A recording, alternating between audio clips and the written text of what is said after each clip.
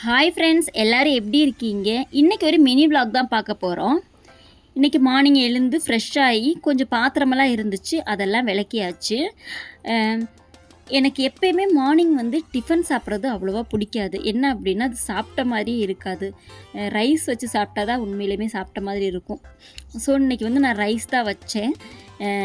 இன்றைக்கி ரைஸ் வச்சுட்டு அதுக்கப்புறம் குழம்பு தான் நமக்கு ரொம்ப குழப்பமாக இருக்கும். என்ன குழம்பு வைக்கலான்னு யோசிக்கும்போது தான் வீட்டில் கீரை இருந்துச்சு, மிளகு தக்காளி கீரை. சரி, அதை நம்ம கடைசல் மாதிரி வைக்கலாம் அப்படின்னு சொல்லி முடிவு பண்ணேன். ஆனால் எனக்கு கடையெல்லாம் தெரியாது. இருந்தாலும் இப்போ நம்ம பொரியல் பண்ணோம் அப்படின்னா அதுக்கு தனியாக ரசம் வைக்கணும். ஸோ நம்ம கடைஞ்சி பார்ப்போம் எப்படி இருக்குது அப்படின்னு சொல்லிட்டு பார்த்தேன். ஆனால் நல்லா தான் ஃப்ரெண்ட்ஸ் வந்துருந்துச்சு. நல்லா டேஸ்ட்டாக தான் இருந்துச்சு. எனக்குமே ரொம்ப பிடிச்சிருந்துச்சி. எங்கள் ஹஸ்பண்டுமே நல்லா இருக்குன்னு தான் சொன்னாங்க. அது பருப்பெல்லாம் போட்டு வைக்கவும் நல்லா டேஸ்ட்டாக தான் இருந்துச்சு ஃப்ரெண்ட்ஸ். அப்புறம் சாதமெல்லாம் வச்சுட்டு கொஞ்சம் துணி இருந்துச்சு, அதை மிஷினில் போடலான்னு சொல்லிட்டு கொஞ்சம் துணியெல்லாம் மிஷினில் போட்டேன். ஆனால் நமக்கு அடிக்கிற வெயிலுக்கு இப்போ நம்ம மாடியில் போட்டோன்னா அவ்வளோ ட்ரெஸ் ஃபுல்லாமே ஃபேட் ஆகுது. அதனால் என்ன பண்ணுவேன்னா இப்போ துவைச்சிட்டு நைட்டு போய் நான் காய போட்டுட்டு காலையில் 8 மணி 9 மணிக்கு எடுப்பேன். நல்லா காஞ்சிருக்கும் ஃப்ரெண்ட்ஸ். அப்புறம் வீட்டில் இருக்கிற கொஞ்சம் வேலைலாம் இருந்துச்சு. பெட்டில் இருக்கிற பெட்ஷீட்லாம் மடித்து வச்சுட்டு கொஞ்சம் க்ளீன் பண்ணேன். ஆனால் ரூமை டீப் க்ளீன் பண்ணணும் அப்படின்னு சொல்லிட்டு ரொம்ப நாளாக நினச்சிட்ருக்கேன். ஆனால் முடியவே மாட்டேங்குது.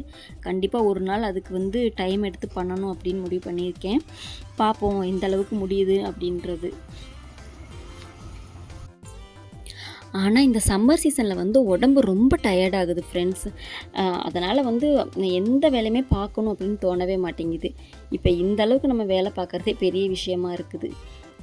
அதனால் உடம்பு ரொம்ப ஹைட்ரேட்டாக வச்சுக்கோங்க ஃப்ரெண்ட்ஸு. நீங்களும் உங்களோட குழந்தைங்க எல்லாருமே. ஏன்னா இப்போ குழந்தைகளுக்கு அம்மை நோய் அந்த மாதிரிலாம் வருதுன்னு சொல்கிறாங்க. ஸோ ரொம்ப கவனமாக இருங்க. அப்புறமா சாப்பாடு அப்பளம் எல்லாமே பண்ணியாச்சு. அப்புறம் என் ஹஸ்பண்டுக்கு கொடுத்தேன், நல்லாயிருக்கு அப்படின்னு சொல்லிட்டு சாப்பிட்டாங்க.